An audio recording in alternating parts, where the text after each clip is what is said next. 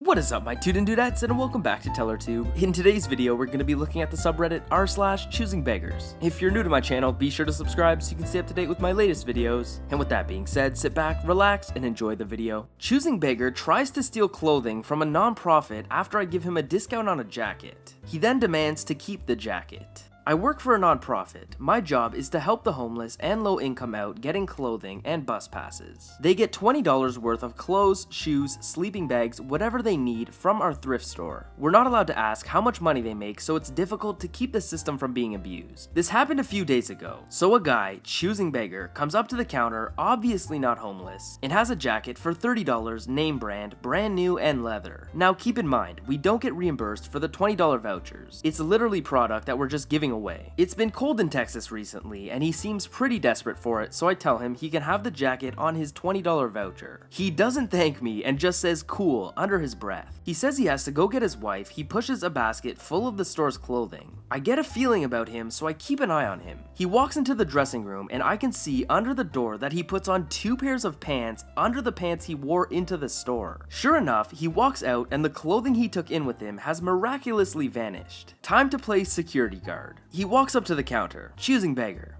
Alright, I'll get that jacket. Oh, how about the 2 pants and 3 shirts you're wearing? Choosing Beggar's face drops. I put them back. No, you're wearing them. Go take them off. I walk him to the dressing room as he's still complaining and telling me he didn't steal anything. Look, you can take them off or we can have the police do it for you. He grumbles and goes into the dressing room, takes off the clothes, and comes back out. I snatch 6 shirts and 2 pairs of pants out of his hand. I still want to use my voucher, it's mine. This mentality pisses me off. I have it happen at least once a day that someone feels entitled to a free 20 bucks. So this sets me ablaze. Alright, let's go to the counter. We go to the counter, I pull the jacket out and ask for his ID so I can get his voucher. Dummy hands it over. I immediately take a picture of his ID, a picture of him in total shock. My favorite picture. I go off on this donkey, telling him how much it pisses me off to get ripped off after doing someone a favor. He just stares in shock. I tell him to get out, tossing the jacket under the counter. He stares dumbfounded. It's my jacket though. I continue to tell him to leave as he's cursing me out. I pick up the phone and start to dial the police. He immediately smartens up and shuffles out, cursing all the way out the door. He's banned now. Looked his name up on Facebook and it looks like he lives in a nice house and can definitely afford a $30 jacket.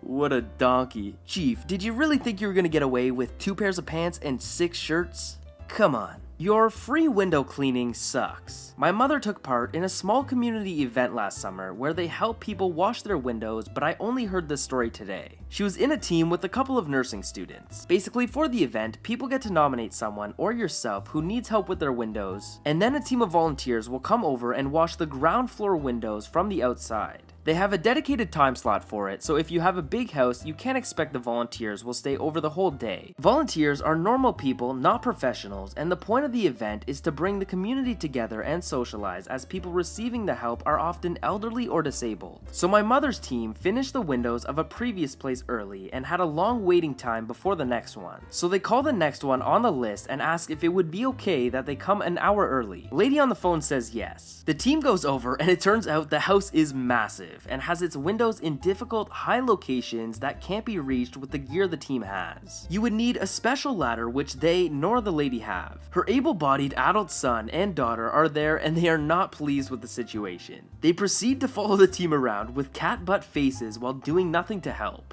My mother offers to clean the high-up windows from the inside as a goodwill gesture, even though they're not meant to enter the house. The team do that for one floor as the house was huge and then leave. Everything fine, right?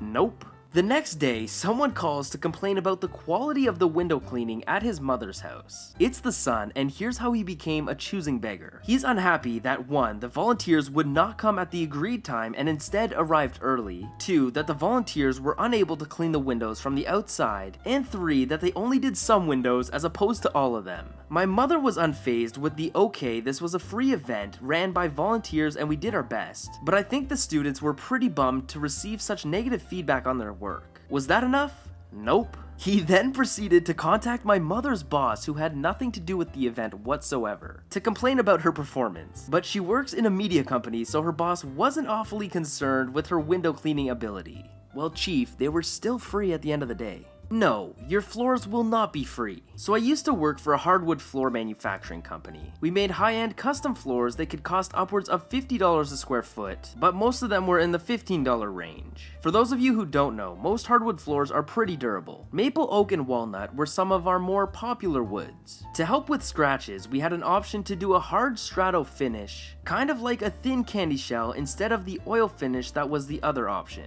Every so often, a customer would be looking for a budget rustic floor, sometimes with reclaimed wood or barnwood, sometimes with a softwood. One particular customer was looking for a pine floor with an oil finish, a floor that would most definitely not be very durable. They were walked through the options and went the cheapest way every time. What they settled on was a pine floor with an oil finish, made to look stressed or aged. It was a floor that they were warned repeatedly would be susceptible to scratches. Anyways, the floor was completed on time for about $9 a square foot, possibly the cheapest floor I'd ever seen us make.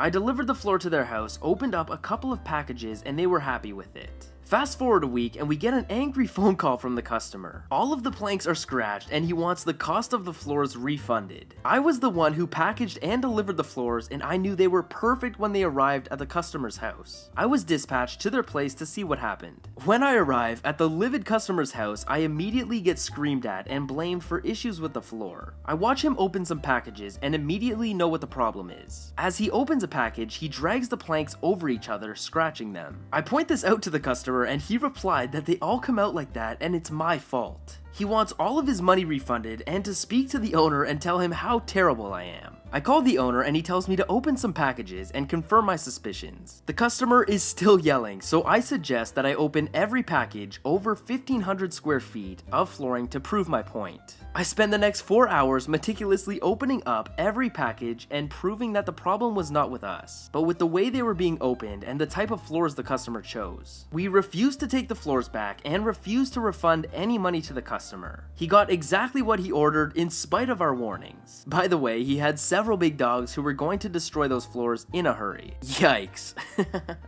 No, it's never my fault. It's your fault. I want a refund. One family friend went full choosing beggar on another over a furnace replacement. So one of my family friends has a self-run business basically as an on-call handyman and contractor for wealthy people who own high-value homes in the area. This is the upper Midwest, and many of these people are elderly and own lakefront property. These people often leave for warmer climates during the winter, leaving their properties, which can be valued upwards of $1 million for some of the larger houses. And said family friend goes around winterizing their homes and checking on them on a regular basis to make sure everything is in order. Another one of our family friends is a middle-aged lady who lives alone in a small but old house. These two family friends have known each other for over 40 years now. This winter, the female friend's furnace completely died. She didn't know what was wrong. She called up handyman friend and told him the problem. He canceled all of his appointments for the next day and went over there as soon as possible, as being without heat in the winter around here can be very dangerous. He discovered that the furnace could not be repaired and it would need to be replaced immediately. He went out and purchased a new furnace out of pocket and installed it by himself at the soonest possible opportunity, restoring heating to her house. As they were old friends, he didn't charge her a dime for the labor, despite the money he may have lost from canceled appointments. However, the furnace, as you can imagine, was not cheap. He asked that she reimburse him for the parts he had to buy, though again, as friends, he wasn't going to demand full payment on the spot, and was willing to let her pay back the money over time. She was deeply offended that her old friend would charge her a cent for what she considered a simple favor for a friend in need. He, being a very nice guy, didn't push the issue too hard. At our Christmas get-together, she mentioned how well she was doing at her job and how she could afford to only go to work 2 days a week with how much she was being paid. I looked over at the handyman friend and saw him visibly biting his tongue to not make a furnace comment.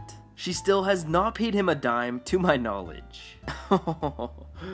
Oh no, Karen. So you replaced the furnace? Good, thanks for coming. See ya. Homeless guy asked for money for food, complained about the food I had. This happened a few months back. I'm back in college to finish my degree and my wife and I are on a limited budget. Because of this, I tend to pack a lunch. This day, I had already consumed my PB&J sandwich, which left me with a can of lime LaCroix, an apple, and an orange. Where I go to college is near a major public transit hub, so lots of homeless people around. I usually have clean new socks to give them instead of money. We budget so that both of us have socks to give those in need. So enough background, let me be me and the choosing beggar be dude. dude, or choosing beggar. Hey man, could you get me some Dunkin' Donuts or something? I'm really hungry and thirsty. Sorry, I don't have any money to spare, but I do have some food I could give you and clean socks if you want. Aw man, I really want some Dunkin'. I just need a few bucks, I'm starving. Again, I don't have any money I could give you, but if you're hungry and thirsty, I have a LaCroix, an apple, and an orange. Effing LaCroix? I hate that crap. It tastes like dirt. I can't believe they even sell that crap. Well, I have the fruit if you want it. How about $5 or even $2? Come on, man, I'm really hungry and need your help. I have an apple, an orange, and a lime LaCroix. I also have a pair of new socks if you need them. I do not have any cash. If you're hungry and thirsty, then these will help you. Man, come on. It's just a couple of dollars. I'm in college on a fixed income. I don't even have $2 to spare, sorry. Fine then, give me the damn orange. Keep that nasty LaCroix. I can't believe you actually drink that crap. So I hand him the orange out of the bag and he doesn't even say thank you and walks off pissed. I saw him later trying to sell the orange. Right after this, a homeless guy that I see often asked me if I had any socks today. I gave him the pair I had and asked if he wanted an apple and a LaCroix. He happily took both. I'm not mad at the dude. Being homeless is tough and can make you crazy. Personal experience. In my mind, I'm not an ATM or a grocery store though. I have what I have on me and I'm happy to share. Glad I was able to help another person that day. Jeez. Well, Chief, if you're hungry and starving, why don't you just take the food and drink then? Anyways, I hope you guys enjoyed today's video. If you did, smash that like button as it would really help me out. Subscribe to my channel so you can stay up to date with my latest videos, and I will see you guys in the next video. Peace.